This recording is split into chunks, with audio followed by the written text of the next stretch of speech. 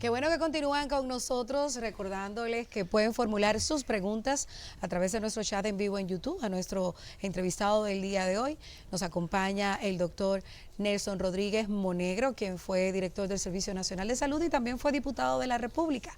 Qué bueno, doctor, que podemos tenerlo aquí con nosotros en el día de hoy para hablar de tantos temas. Gracias por la invitación. Hacía tiempo que no me invitaban. No, es que usted se ha sembrado en Moca. Ah, claro. Y no quiere salir de allá. No, es que y lo bonito del están allá caso en la es que patria chica. que el doctor vino sin mofongo. Eso es lo peor. Yo embarazada, sí. entonces yo no, el doctor seguro me lleva un mofongo. Me hubiese gustado, ¿verdad? Pero como vine temprano, primero no hay ningún sitio abierto para eso. En segundo, el mofongo hay que comerlo caliente. Déjese de eso, que para eso está el microondas, doctor. No, lo peor que puede haber es un mofongo recalentado. No, eso no sirve. No venga no con sirve. excusa. Porque si tú lo ves y cuando se recalienta, entonces suda la grasa y que hace tiene daño a la eso, salud, ¿verdad? Entonces tú de la vista no te lo vas a comer. Doctor, y qué bueno que Rosa lo introdujo como exdiputado, porque hace 20 años usted estaba en el Congreso. Acabamos de escuchar a la diputada Soraya Suárez. ¿Qué le parece a usted a un diputado? ¿Si le alcanza o no le alcanza su salario? Es que la forma de hacer política clientelar, le pueden poner 1 millón mensual y no le va a alcanzar. Porque lamentablemente ya los votantes, aquí no se conquista el voto con propuestas, sino que aquí se compran los votos. Y como ese sistema clientelar demanda recursos, porque es la única forma que permite que puedan repostularse y reelegirse, entonces evidentemente que lo que le ingresa no es suficiente para mantener esa clientela que es la que lo va a hacer de nuevo diputado o senador. Esa es la realidad. ¿A usted le sobraba o le faltaban cuartos cuando era Bueno, lo que diputado? pasa es que yo a veces me río cuando veo filas en las casas de los diputados y esas cosas, desde temprana hora del día, gente buscando, ¿qué receta? Eso es verdad, ¿qué receta? Una necesidad de una estufa, de un cilindro de gas, o buscando para llenar el gas, en fin, múltiples necesidades que tiene un pueblo pobre. Eso es así. Pero yo nunca fui una persona clientelista. A veces a mí me decían, ese no da ni la hora. Como decía un expresidente, ese da menos aceite que un ladrillo. Porque yo no hago clientela. Entonces yo no creo en las cuestiones de tipo individuales. Las cosas que yo hacía eran de tipo comunitaria, no de manera individual. A mi casa no iba nadie a buscar nada. De modo que cuando yo entré como diputado, el salario eran 58,000 pesos. Muchísimo menos. Sí, 58,000 pesos. Ya cuando salí en el 2006, sí ya había llegado creo que a 175,000 pesos. A mí me sobraba dinero, porque yo no hago política dando dinero ni haciendo cosas, sino haciendo propuestas, criticando la situación imperante y cómo yo entiendo que puede solucionarse el problema. Así yo conquisté los votos cuando fui diputado. Doctor, no sé, a mí me da la impresión de que a veces congresistas y funcionarios públicos, funcionarios designados, porque el congresista también es un funcionario electo. Claro, electo. Me da la impresión de que en ocasiones pierden el sentido de a qué población le están hablando, de con qué población se están comunicando, porque esto de la diputada Soraya Suárez desdice mucho de un congresista, sobre todo sabiendo que es a una población eminentemente de escasos recursos a la que le está hablando. Mire, yo creo que el principal problema que tiene el sistema político dominicano es lo que yo le he llamado el sistema político partidario electoral, cimentado en el clientelismo y el populismo, sobre todo en el clientelismo. Usted ve todo ese tema de corrupción, eso lo trae el sistema político que tenemos. ¿Por qué? Porque, primero, y por eso es malo la reelección, cuando un gobierno, usted busca la historia y muchos presidentes en un primer periodo hacen un gobierno aceptable, con logros, con cosas. Cuando se embarca en el tema de la reelección, para hacer eso implica recursos, es decir, aquí en campañas electorales se gastan miles de millones de pesos. ¿Y de dónde usted cree que sale todo ese dinero? Todo ese dinero sale de ese entramado corrupto sistémico que está intronizado en los estamentos de poder, tanto público como privado, porque para haber un corrupto tiene que haber un corruptor, y la más de las veces el corruptor es del sector privado, que es el que le propone al funcionario. ¿Ves? De modo que cuando usted ve un funcionario que no era empresario y sale como empresario de la función pública, ojo con él. ¿Por qué? Porque él no era empresario. ¿Y de dónde él saca para ser ahora empresario? Si no era anteriormente. Porque también ahora están imbricados, es decir, del sector económico participan en política. Porque quieren funcionarios. Claro, porque quieren. Y viceversa.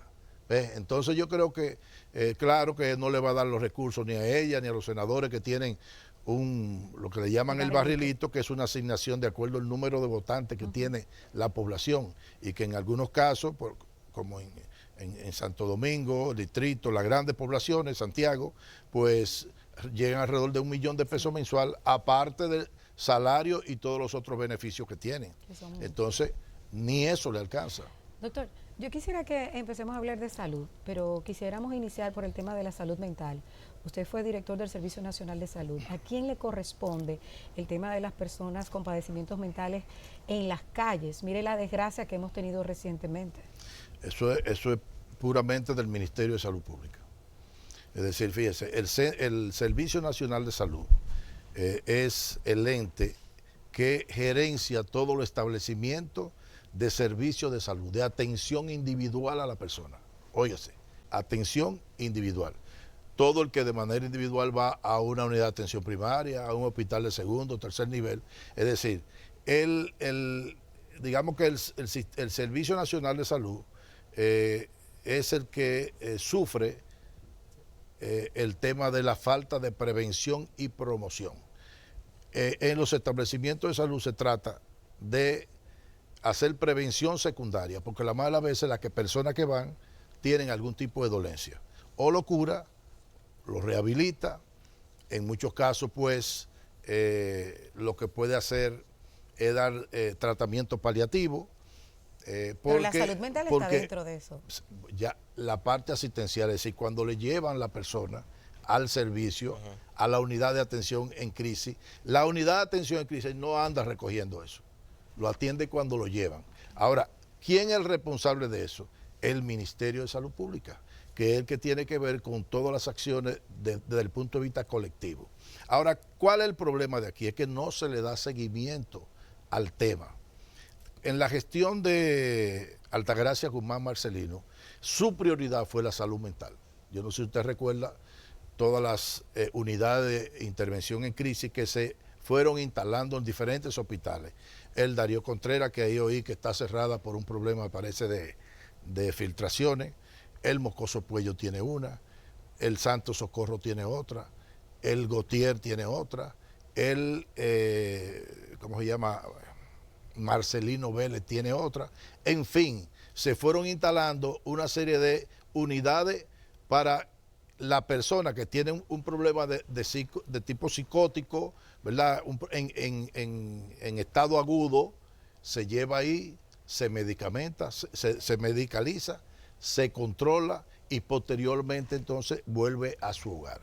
Luego se hizo una transformación de lo que era el famoso 28, el psiquiátrico Padre Villini, que hoy es Centro de Rehabilitación Psicosocial. Porque ¿qué era lo que era ese psiquiátrico? Era un almacén de gente con una serie de discapacidades que habían sido abandonados por sus familiares y entonces tenían 20, 15 años y simple y llanamente lo que se hacía era que se alimentaban. Bueno, era una especie de un sistema penitenciario, como cárceles, sobre todo con las personas con problemas de salud mental que traducían un comportamiento agresivo. Entonces, si esas unidades estuvieran trabajando a capacidad, estaba pendiente hacer un centro de atención ya de larga estancia, pacientes que tienen situaciones crónicas de salud mental que demandan una atención por mucho más tiempo. Hay un problema, y es que hay que involucrar a la familia. El tema de la salud mental es una situación de salud estigmatizante. Muchas de esas personas que andan deambulando es porque la familia lo han soltado. Lo han soltado o porque han tratado de buscar atención y no la encuentran, se cansan de la situación y terminan dejándolo. En otro caso, nosotros hemos tenido conocimiento de personas con problemas mentales que en su casa lo tienen como si fuera en una cárcel, Que lo encerrado, amarran, amarrado, cepo. La comida como si fueran perros. Óyeme, yo tengo fotos por ahí incluso donde había hasta barrote en una casa que tenían una persona de salud mental. Lo encierran. Claro, entonces uno es un problema, digamos, epidémico ahora mismo, porque todos los problemas de salud mental se han exacerbado con el tema de la pandemia, por múltiples razones que ustedes conocen. Entonces, pienso que eso está suelto. Cuando yo oigo, por ejemplo, a un ministro que dice que nosotros solamente intervenimos si nos demanda la intervención, porque no se puede dar tratamiento a una persona con problemas psiquiátricos si él no está de acuerdo, o su familia, y resulta que muchos de ellos, primero, la persona no está en condición de aprobar o desaprobar un tratamiento, porque no está en capacidad de analizar, de razonar. Y por otro lado, la familia lo ha soltado. Sí, está desconectado ya de la familia, entonces. Exactamente. Entonces, en el caso que ha sido, digamos, el detonante últimamente de lamentable muerte de la persona, producto, dicen, de que una persona con trastorno mental lanzó una roca, una piedra, y le causó la muerte a la persona. Eso es lo que ha detonado eso. Digamos ustedes, una persona en esa condición, entonces él no está en capacidad de decidir si yo le doy el tratamiento o no.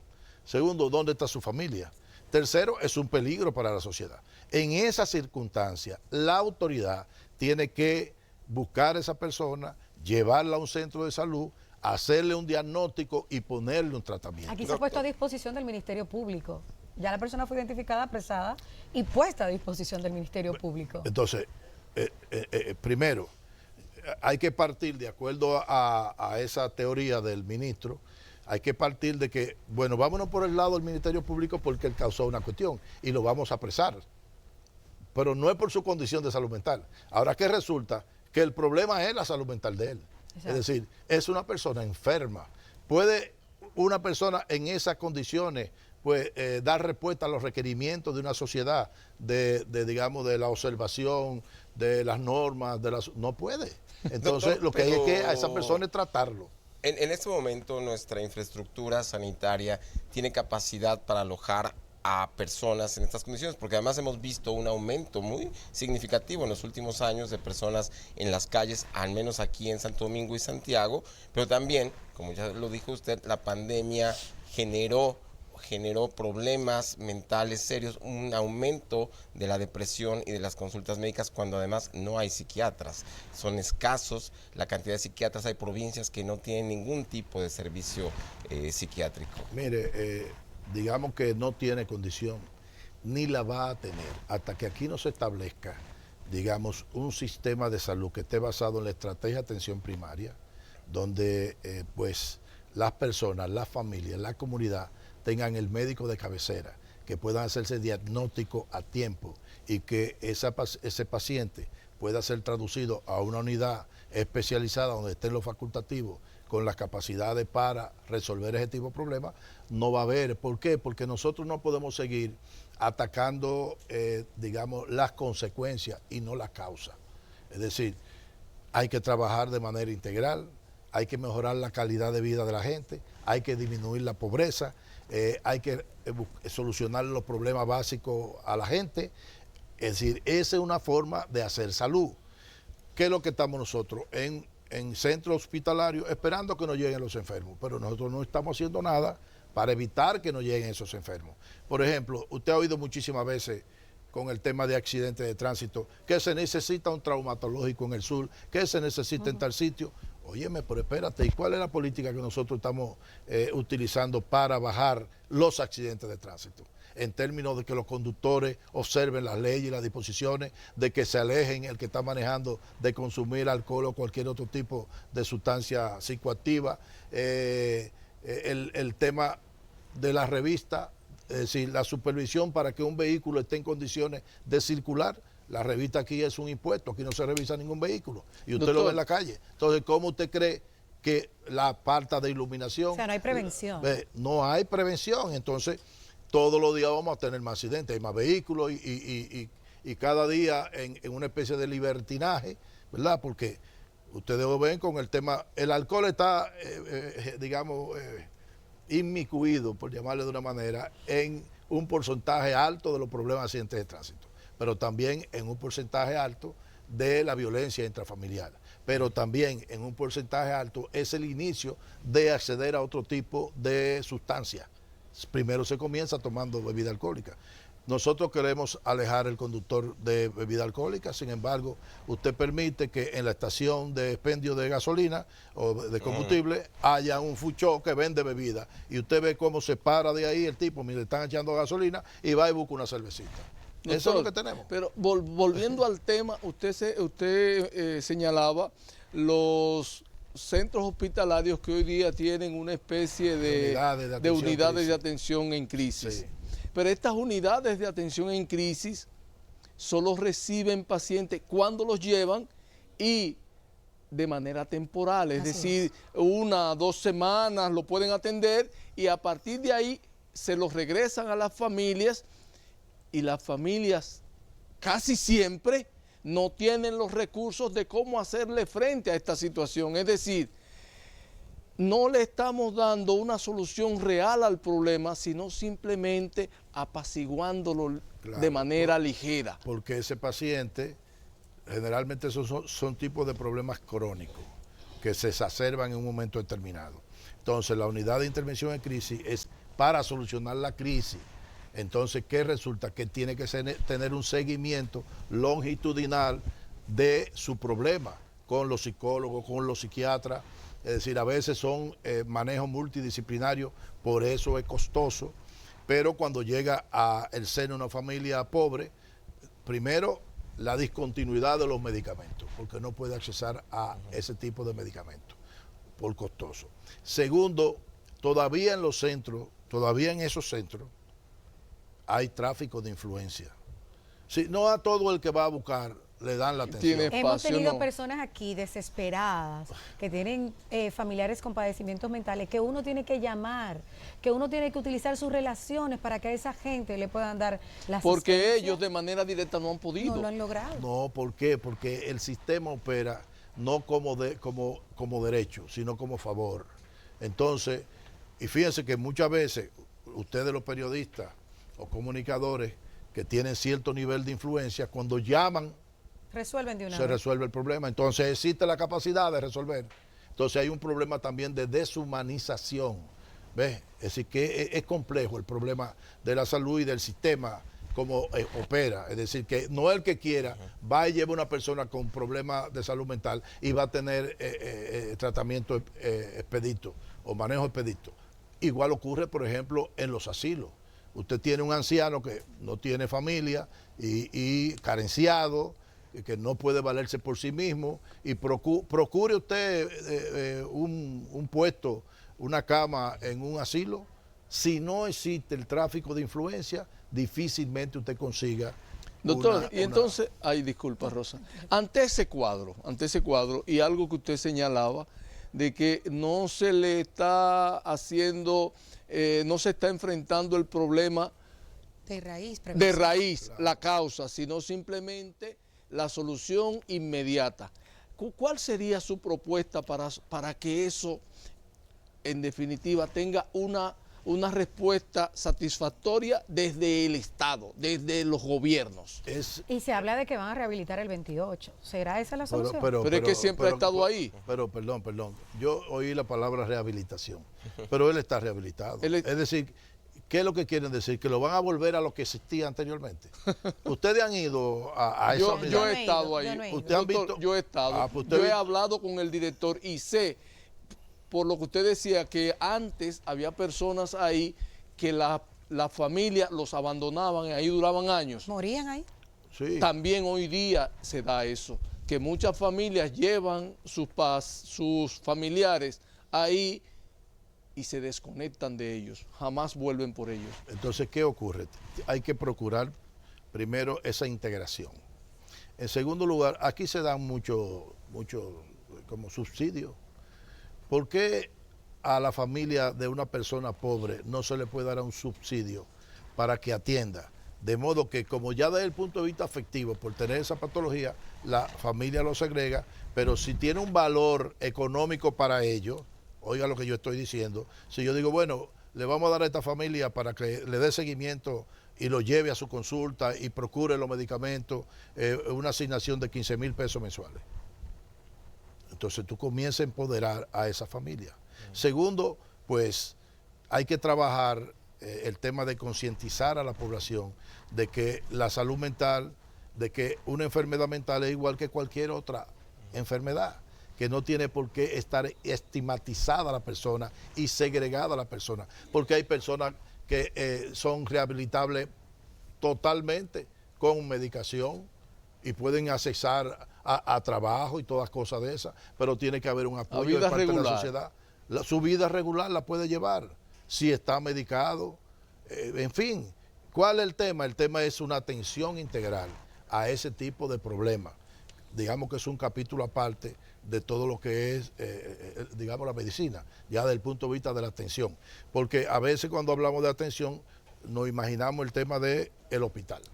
No, ese hospital lo que hace, bueno, aquí debieran dividirse también hospitales de atención agudo, es decir, cuando a una persona, por ejemplo, le da un ACV, un derrame cerebral, como dice la gente, ¿verdad? Eso implica una afectación de una parte del cerebro y como consecuencia trae consigo muchas veces una discapacidad física, una hemiplegia, en fin. Lo que le llaman trombosis, ¿no? Bien, entonces, en la unidad de cuidados intensivos resuelven el problema agudo. Es decir, bueno, es una trombosis, es una hemorragia cerebral, resolvimos, operamos, tratamos, en fin, pero ya le tiene una secuela. Esa secuela implica una rehabilitación. El tema es que la mayoría de los hospitales aquí no tienen rehabilitación. Por eso surge el centro de rehabilitación, que asume esa falencia que tiene el Estado, porque en la mayoría de los hospitales no hay rehabilitación. Pero ¿qué resulta? Entonces existen lo que se llaman hospitales de estancia media, donde el paciente pasa de esa unidad de cuidado intensivo a ese hospital que es de estancia media, que puede tomarse, digamos, hasta un mes. Ahí no solamente se le da la terapia, sino que se enseña a sus familiares cómo atender a ese paciente, cómo hacer los ejercicios, cómo cambiarlo de posición para evitar cualquier tipo de úlcera. En fin, ese servicio integral. Y hay otros hospitales que son crónicos, ¿verdad? Entonces eso no lo tenemos aquí. Doctor, su evaluación con relación al cólera, lo que han dicho las autoridades, que son casos aislados, pero se están sumando varios casos, sobre todo en la Sursa, y si puede evaluarnos a nivel sanitario el año 2022 en esta administración. Bueno, yo creo que República Dominicana ha estado, digamos, bajo una presión desde el punto de vista epidemiológico. Tiene el tema del COVID, tiene el tema de la viruela del mono, tiene el tema del dengue, tiene el tema de leptospirosis, que son situaciones endémicas. Es evidente que en cuanto a dengue estamos en medio de una epidemia. A veces no, que está en la franja de control. ¿Cómo que la franja de control? Es decir, desde el punto de vista estadístico, tú tuviste el año anterior 1,000 y pico de casos y ahora tú tienes 7,000 y pico de casos. 8,000. ¿Verdad? Y lleva ya, de acuerdo a las notificaciones, 40 y pico de casos fallecidos. Entonces tú tienes esa situación. Tú tienes el tema de la malaria, que yo oí también al señor ministro diciendo que todos los casos de malaria en la República Dominicana eran casos importados. Yo lo oí, eso está muy equivocado. La mayoría de los casos aquí son autóctonos, porque nosotros tenemos malaria aquí. ¿Ves? Que influye, ¿verdad? Por el trasiego de ciudadanos haitianos a República Dominicana, y que el tema de la malaria en Haití es un problema grave. Yo recuerdo que en el 2017 nosotros teníamos 400, 500 casos aquí. Ellos diagnosticados tenían 50,000, pero le habían dado tratamiento a 200,000. Es decir, que es un problema que nosotros teníamos una meta de la erradicación de la malaria a 2020. Mire por dónde vamos. No se va a erradicar porque desde el punto de vista epidemiológico tenemos que ver la isla como un todo. Es decir, no es verdad que nosotros vamos a disminuir aquí el tema de SIDA, del VIH-SIDA, el tema de la sífilis, el tema de tuberculosis, con ese trasiego que tenemos. Quizás muchas de esas pudiéramos haberla tenido ya más que controlada, pero evidentemente que es un problema de tipo sanitario. Pero no es verdad que todos los casos aquí son importados. No, nosotros tenemos aquí focos muy bien ubicados, identificados, donde hay manejo. Yo recuerdo una vez que en Moca aparecieron... O sea, foco de cólera. No, estamos hablando de malaria. De malaria. Sí, de cólera. Bueno, a mí me luce que algo están haciendo bien las autoridades, porque uno puede solamente criticar. Porque para mí ya el rebrote de cólera en Haití tiene alrededor de unos 2 meses y que han fallecido, de acuerdo a lo que han notificado, alrededor de 280 y pico de pacientes. Yo estoy seguro que son más Mucho de ahí, más, claro. son mucho más, porque ahí no hay registro ni hay nada de eso. Recuérdense que cuando hubo el inicio de la epidemia, si mal no recuerdo, en 2010, pues al poco tiempo teníamos aquí la epidemia y tuvimos muchos casos y tuvimos muchas muertes. Más de 4. Sí, y tuvimos muchos fallecimientos, cientos de personas fallecieron. Se habla de 400, conforme un informe de del propio Ministerio de Salud Pública. Bueno, es posible, pero siempre hay sus registros. Siempre hay sus registros por mal diagnóstico. Yo recuerdo en el Morgan viejo, que bueno, ahí están aglomerados todos los especialistas. Y personalmente yo fui a esa unidad y habían pacientes que tenían cólera que estaban siendo tratados como amebiasis. Entonces, por un problema de mal diagnóstico. Fíjate que no el más especializado tiene más capacidad para tratar. Yo recuerdo que en un hospital municipal del sur, manejado solamente por médicos generales, habían tenido la mayor cantidad de casos de cólera. Es decir, el hospital estaba desbordado. Prácticamente solamente se atendía cólera y no tuvieron un solo fallecimiento. ¿Por qué? Porque fueron capacitados. Entonces, a veces el especialista complica el asunto, la cosa. Es decir, empieza con una visión desde el punto de vista de su especialidad. Entonces, bueno, un paciente con cólera, lo primero es rehidratar al paciente, porque lo que lo mata es el shock hipovolémico. Sí. Entonces es líquido. Entonces, ¿qué resulta? Que ahí en ese Morgan, en esa unidad, nosotros encontramos pacientes que tenían el medicamento para la ameba. Y cuando tú le veías al paciente los niveles de deshidratación que tenía, óigame, eso es cólera, porque yo incluso llegué a caracterizar la cara del paciente con cólera, los ojos del paciente de cólera. Hablan solo. Oye, bien, habla solo, es decir, es un nivel de deshidratación que tú ves cómo se consume, cómo usualmente una deshidratación por otra tipo de diarrea, pues es verdad que produce lo que llama enoftalmo, se le hunden los ojos a la persona. Pero esto era una deshidratación tal que la abertura palpebral era más grande. ¿Se dilataban las pupilas? No, entonces la parte blanca del ojo, la esclera, era muy blanca. ¿Por qué? Porque el nivel de deshidratación era tal que había una vasoconstricción de esos vasos de la esclera y la esclera era como si fuera un marfil. Yo lo veía solamente, eso es cólera. Doctor, este año estuvimos matizados por un lado por las protestas del Colegio Médico en contra de las ARS que nos han afectado a mucha parte de la población, y por el otro lado, la liberación.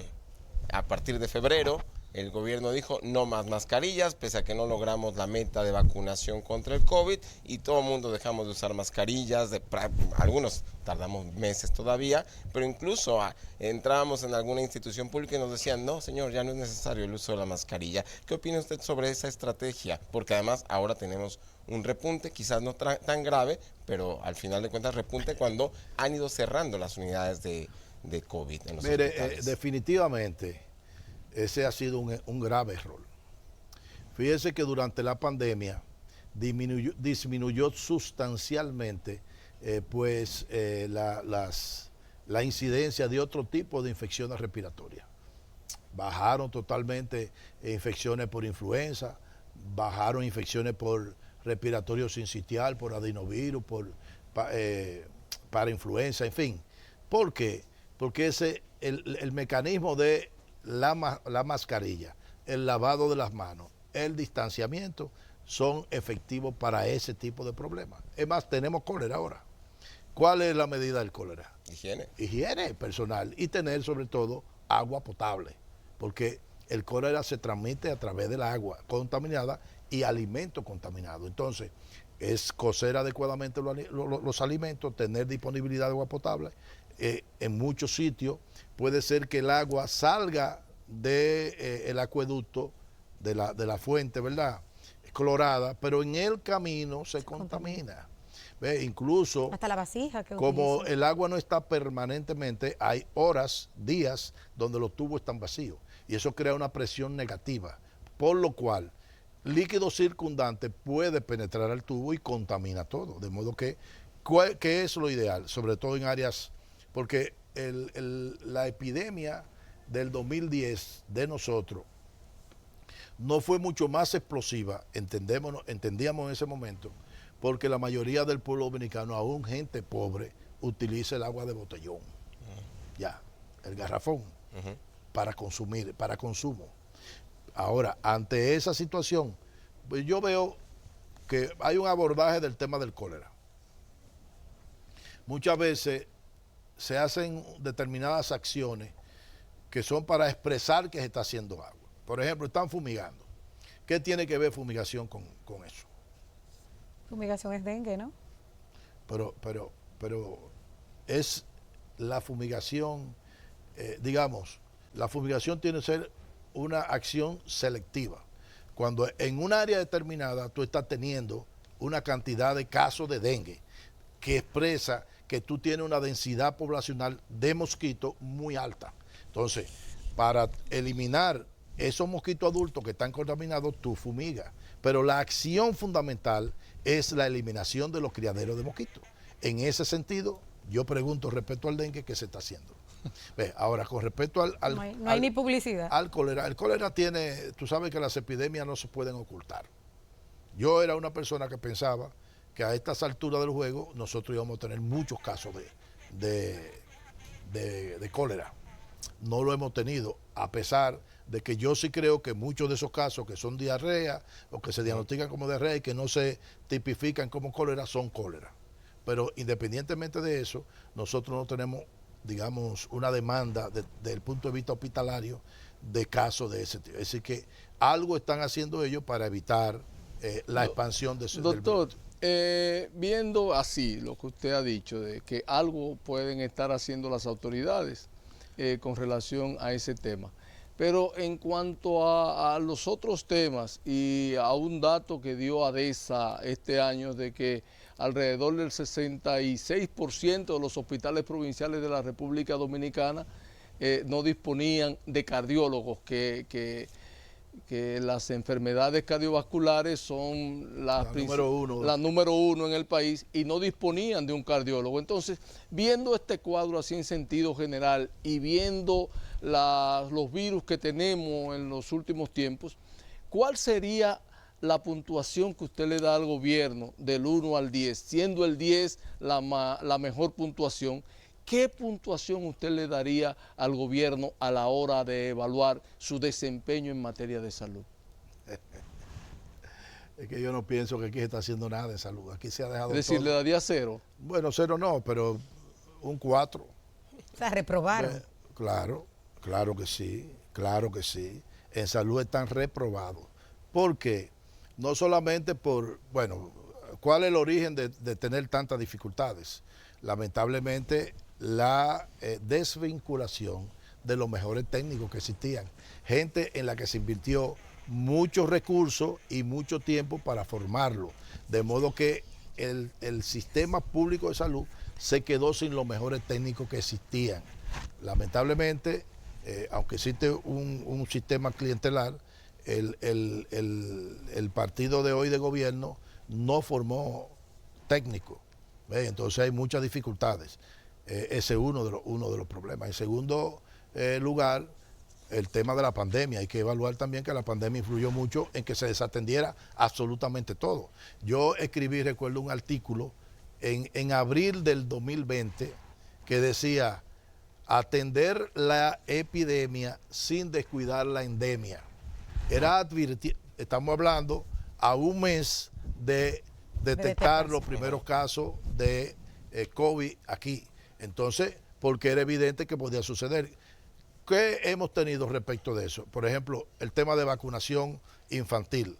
Nosotros hoy en día estamos con una cobertura muy por debajo de lo que se necesita para evitar el surgimiento de enfermedades infectocontagiosas que la tenemos eliminada o que la teníamos controlada. Ustedes recordarán que el año pasado, pues tuvimos, siempre aquí aparecía un caso de difteria, dos, aislados, pero tuvimos por lo menos notificado alrededor de 14 casos, de los cuales se fallecieron la mayoría.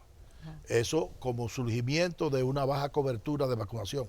La propia OPS ubica a República Dominicana como un país de alto riesgo para la aparición de enfermedades infectocontagiosas que se tenían controladas. Verbigracia, la poliomielitis. Que la poliomielitis es, digamos, la próxima enfermedad que va a desaparecer igual que la viruela, donde caso activo. Recuerden que en el propio Nueva York apareció un caso de poliomielitis. Entonces, ese es uno grave. Los pacientes, ya yo sé que estamos sobre el tiempo, los pacientes con enfermedades crónicas no transmisibles, nosotros no hemos estimado qué cantidad de esos pacientes fallecieron por falta de atención y control, cuántos se complicaron. Es más, carecemos de estadísticas para poder evaluarlo. Una de las estadísticas es, dame la mortalidad del año 20, del 21, de este 22. Porque se supone, por ejemplo, nosotros decimos que aquí han fallecido de COVID 4.836, ¿verdad? Que nosotros aprendimos aquí a que el paciente que va a una unidad de cuidado intensivo y se intuba no se muere, porque aquí hace más de 3 meses que no fallece una persona de COVID teniendo gente que están en intensivo.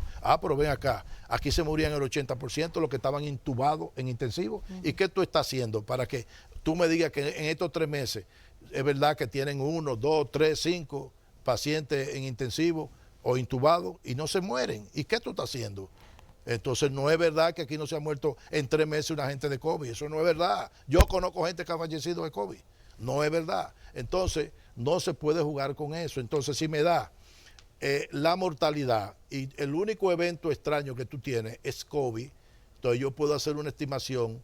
Toda esa mortalidad que está por encima de lo que yo tenía habitual, aquí la tasa de mortalidad es un 6% en sentido general, pero si yo encuentro que, oye, aquí se murieron 20.000 personas más, la mayoría de eso tú tienes que atribuírselo al COVID. Doctor, o sea que se están disfrazando cifras, ya tenemos que irnos brevemente.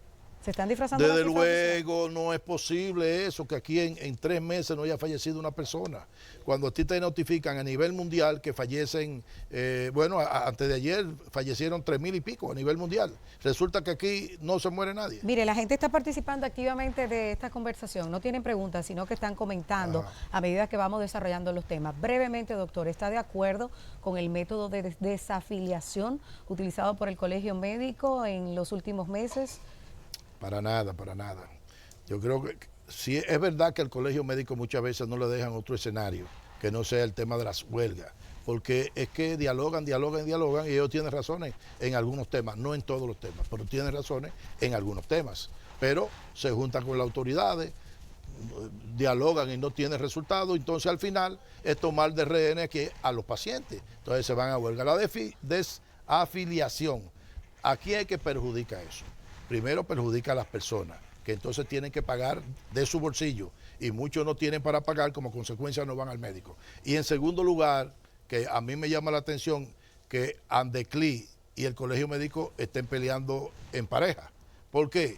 Porque la actitud que tiene el Colegio Médico, a quien más lesiona es a las clínicas privadas. Porque la clínica privada en un 97% atienden pacientes asegurados. Si tú lo desafilias, entonces ellos no pueden ir a la clínica. Entonces las clínicas van a quebrar. Por eso, ¿cómo se llama? El presidente de Andecli. Mena, el doctor Mena, Rafael Mena, dice que no está metido en eso. Porque no hay una clínica que sin los seguros pueda realmente financieramente sobrevivir. Gracias, doctor. por estar con nosotros el doctor Nelson Rodríguez Monegro, quien fue director del Servicio Nacional de Salud, exdiputado, ha estado con nosotros en la entrevista central del día de hoy. Recuerden